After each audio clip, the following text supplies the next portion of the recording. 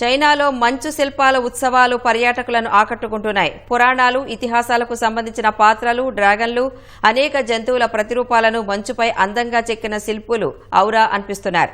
వాటిపై మనము ఓ లుక్కేద్దాం.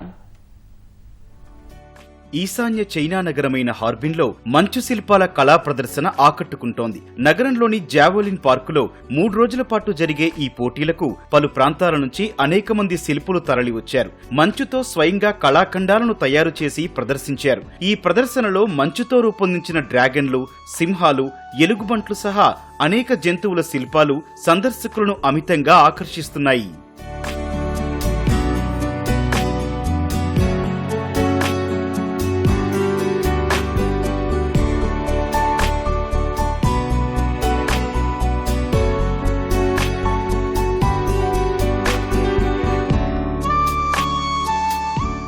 ఈ ప్రదర్శనలో చైనా పురాణాలు, ఇతిహాసాలకు సంబంధించిన వీరుల శిల్పాలను కూడా రూపొందించారు. ప్రపంచ నలుమూలల నుంచి పర్యాటకులు హార్బిన్ నగరానికి చేరుకొని ఈ ప్రదర్శనకు తరలివస్తున్నట్లు నిర్వాహకులు చెప్పారు.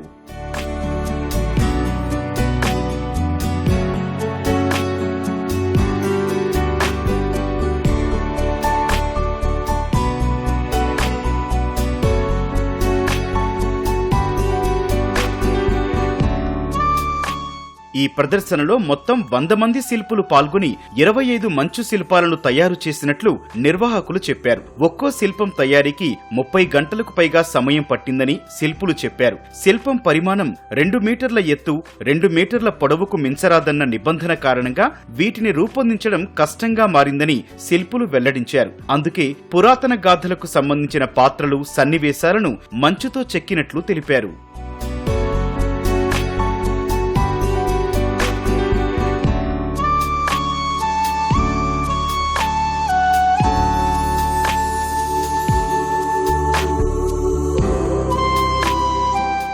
శిల్పాలపై ఇతిహాసాలు, పురాణ కథలను అక్షర రూపంలో పొందుపరచడం పట్ల పర్యాటకులు హర్షం వ్యక్తం చేస్తున్నారు. తమ సంప్రదాయాలను ప్రస్తుత తరాలకు తెలియజేయాలనే ఉద్దేశంతో ఈ ప్రదర్శన చేపట్టినట్లు నిర్వాహకులు చెప్పారు.